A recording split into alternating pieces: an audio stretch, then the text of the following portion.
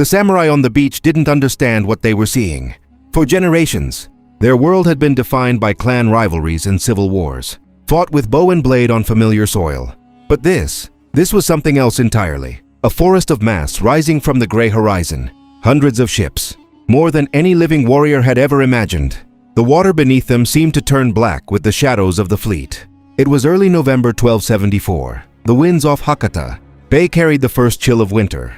But no one on that shore was thinking about the cold. They were counting 600 vessels. Estimates vary among historians. But the Mongol-led invasion force, a combined army of Yuan dynasty troops, Korean conscripts, and Eurasian auxiliaries, numbered somewhere between 15,000 and 30,000 men. Against them stood perhaps half that many Japanese defenders, scattered along miles of coastline with no unified command. The action came without warning. Mongol commanders, likely including the Korean general Kim Bang-gyeong and the Mongol leader Holden, ordered the fleet to form a crescent-shaped arc facing the beach. Then came the noise. Thunder that wasn't thunder. Iron balls launched from early gunpowder. Weapons, huopao, screaming over the water and exploding in clouds of smoke and fragmentation among the samurai formations. Horses reared. Men fell with wounds no arrow had ever made. The immediate consequence was not mass death but mass confusion. Japanese warfare prized individual duels and heroic charges. A samurai would call out his lineage, challenge a worthy opponent, and engage in ritualized combat. The Mongols fought differently. They advanced in disciplined infantry blocks, using drums and gongs to signal maneuvers. Their archers fired in volleys, not as individuals. And those bombs, those screaming, smoky horrors, turned the beach into a chaos of burning, sand and dismembered bodies. Panic rippled through the first line of defenders. Some fled inland, others tried to hold, but the sheer weight of the Mongol advance pushed them back step by step. A Japanese chronicle later described the scene. The enemy arrows fell like rain, and our men could not raise their heads. Within hours, the invaders had established a beachhead and began pushing toward the city of Hakata. But then came the complication. As dusk settled over the bay, the Mongol commanders faced a problem they hadn't anticipated. Their fleet, a hastily assembled collection of flat-bottomed riverboats, Korean warships, and requisitioned transports, was not designed for open ocean. They had expected a quick victory. Instead, they now had thousands of troops on a hostile shore, night falling, and no fortified harbor to shelter their vessels. The samurai, despite their early losses, had not broken. They had simply retreated into the hills, where they regrouped in the darkness, sharpening their blades and waiting for dawn. And far out to sea, the sky began to change. The wind shifted, not gradually but with a sudden, violent lurch that snapped rigging and sent rowboats smashing against their motherships. Sailors who had grown up on the Korean coast looked at the horizon and went pale. A typhoon was building. Not the full fury yet, just the first teeth of the storm. But for the Mongol fleet, anchored in open water with no natural barrier to the north, those first gusts were a warning they could not afford to ignore. The decision came from the Mongol command: withdraw.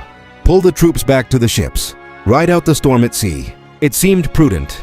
It was catastrophic. Because as the samurai watched from the hills, the black ships began to turn. Hundreds of vessels maneuvering in darkness, in rising seas, with exhausted crews and overloaded decks. The first collision sent splinters flying, then another. The storm had not yet reached its peak, but the bay was already a death trap. By midnight, the storm had stopped playing at mercy. What began as stiff gusts and rising swells became a full kamikaze. Divine wind. Though that name would only come later, when the Japanese needed a word for what happened next. Rain fell not in drops but in horizontal sheets, so dense that lanterns aboard the Mongol ships drowned in their own oil. The bay turned from water to chaos. Waves lifted vessels like toys and slammed them down onto neighboring hulls. Wood screamed. Men screamed louder. The action here was not a battle. It was an execution by nature. The Mongol fleet, crammed with soldiers pulled back from the beachhead, had no room to maneuver. Ships designed for river transport, broad, flat, slow, pitched and rolled in seas they were never meant to face. Anchors dragged across muddy bottom. Captains shouted orders that vanished into the wind. Some vessels tried to run for open water, hoping to ride out the typhoon beyond the breakers. Others attempted to beach themselves on the shore, trading drowning for the possibility of samurai blades at dawn. Neither choice saved them. The immediate consequence unfolded over hours that felt like days.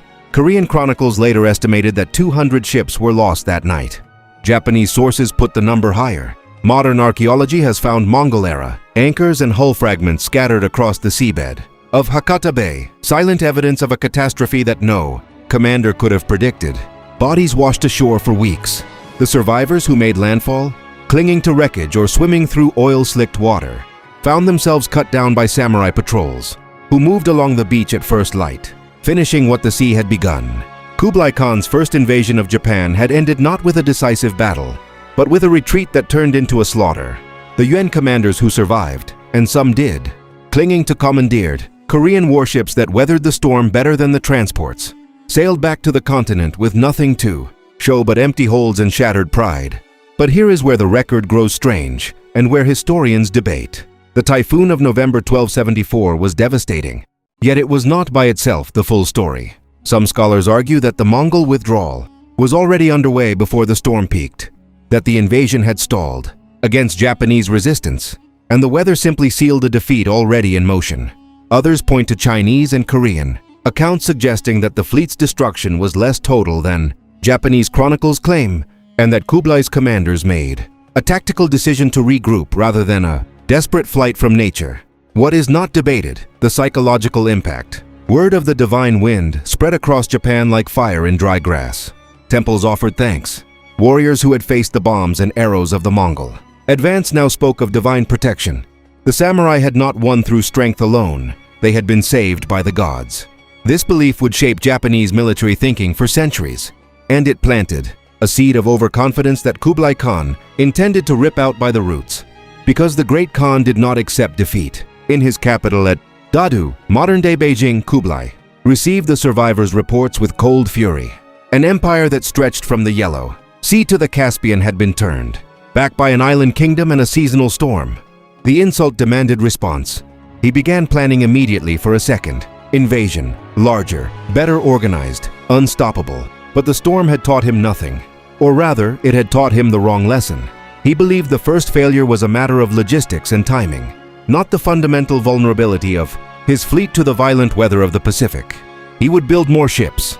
He would gather more men. He would strike in summer when the seas were calm. The Japanese, meanwhile, spent 7 years preparing. They built a wall, a stone barrier stretching along the coast of Hakata Bay, high enough to break an amphibious assault. They trained their warriors to fight in formation, adapting Mongol tactics they had learned through blood, and they waited. In the summer of 1281, the storm came again. But this time, it was not a warning shot. It was annihilation, 7 years of obsession. That is what Kublai Khan poured into the second invasion. Shipyards from Korea to southern China worked double shifts, felling entire forests to build a fleet that would dwarf the first. The numbers are almost impossible to trust. Medieval chroniclers loved exaggeration, but even conservative estimates suggest more than 4,000 vessels carried nearly 140,000 men across the sea in the spring and summer of 1281. 2 separate armadas, one from Korea, one from southern China, meant to converge on Japan and crush it under pure mass. The samurai who had prayed in triumph after the first divine wind now stood behind their new stone wall at Hakata Bay, watching the horizon fill with sails. Not hundreds, thousands. The sea disappeared under wood and canvas. Drums echoed across the water from 100 command ships. And this time the Mongols had learned. They brought grappling hooks to tear down the wall. They brought more gunpowder weapons. They brought siege engineers and supply, vessels and enough arrows to blot out the sky. The action began not with a bombardment, but with a siege. The Yuan fleet, divided into 2 main forces, attempted to land simultaneously at multiple points along the coast. Japanese defenders, better organized than in 1274, fought from behind their wall. Archers exchanged volleys. Samurai sallied out in small boats to board Mongol vessels. For weeks the invasion stalled. Neither side could deliver a killing blow. The Mongols could not break the wall. The Japanese could not drive the fleet away. Then came the decision that would haunt history. Rather than continue the costly frontal assault, Mongol commanders chose to withdraw the main force from Hakata Bay and regroup on a small island called Takashima, just offshore. From there, they planned to consolidate their 2 armadas, resupply, and strike at a weaker point in Japan's defenses. It was a logical military move. It was also a fatal one. The immediate consequence was a delay that turned into a trap. For weeks, the vast fleet sat anchored in open water around Takashima, crowded, static, vulnerable. Japanese small boats harried them day and night, setting fires and cutting anchor lines. Morale sagged. Disease spread through the cramped transports. And all the while, the sky above the East China Sea began to take on a bruised, sickly hue. The complication arrived in August, not as a sudden squall, but as a low, growing pressure that sailors recognized with visceral dread. The wind died, then it shifted, then it began to build, hour after hour, until the rigging of every ship hummed like a plucked bowstring. The Mongol commanders had been warned. Korean sailors, familiar with the region's late summer typhoons, urged the fleet to move, to scatter, to run for open water, to do anything but sit at anchor in a lee shore. But the orders came down from the UN High Command. Hold position.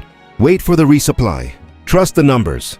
On the first day of the storm, waves began to break over the decks of the largest Chinese transports. Anchors dragged. Ships collided in the rising chop. By nightfall, the wind had reached speeds that made speech impossible. A roaring, endless pressure that flattened masts and turned the sea into a white, churning chaos.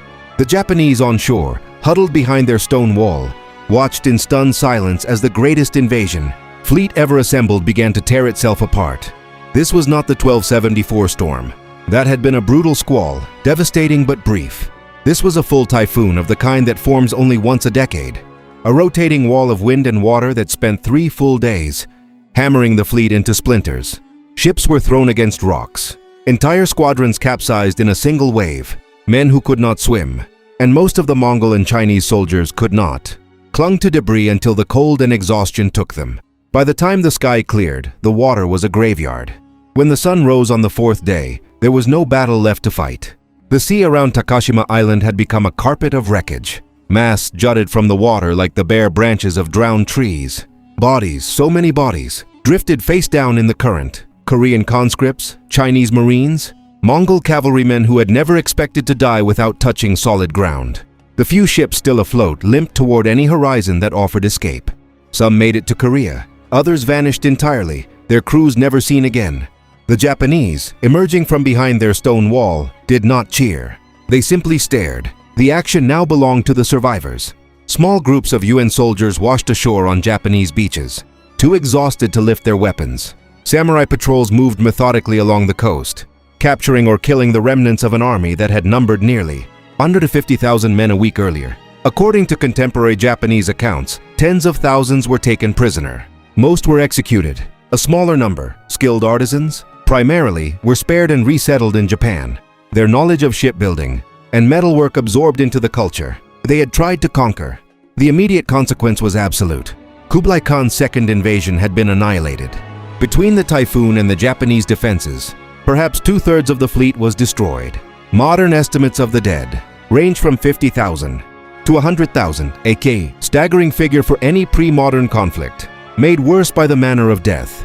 Drowning, not combat, claimed most of the UN forces. The Divine Wind had earned its name twice over. But the record is unclear on one crucial point, and historians debate it fiercely. Some sources suggest that the E-1281 typhoon was not a random act of nature. Evidence from sediment cores taken from the seabed near Takashima indicates a possible tsunami in addition to the storm surge, double blow that would explain the complete destruction of the Mongol fleet. Other scholars argue that the fleet's vulnerability was self-inflicted. The UN shipbuilding program had been so rushed that many vessels were little more than riverboats, incapable of surviving open ocean. Kublai's own generals reportedly warned him that the ships were unfit for a summer crossing. He did not listen. What is not debated is the aftermath. The Great Khan tried once more to mount a third invasion, but internal rebellions in Southeast Asia and the growing cost of failed campaigns drained the UN treasury. By the time Kublai died in 1294, Japan remained unconquered, the only major power in East Asia to have resisted the Mongol war machine. The samurai credited their gods. Modern historians credit geography and weather. But both would agree on one thing. The Mongols had never been stopped in battle, but they could not fight the sky. The stone wall at Hakata Bay still stands today, preserved in pieces beneath the modern city of Fukuoka. Every few years, a typhoon sweeps across the same stretch of water, and the waves break over rocks that once heard the screams of drowning men. The sea remembers. It always does. For the Japanese, the victory created a legend that would endure for centuries. The belief that their islands were sacred, protected by forces no invader could overcome. That belief would outlast the Mongol Empire itself. And when another fleet appeared on the horizon in the 13th century, it was not steel or strategy that broke it. It was wind, water, the indifferent, absolute power of a storm that does not know, the difference between an emperor and a sailor. Kublai Khan never forgave the sea. But then, the sea never asked for his forgiveness.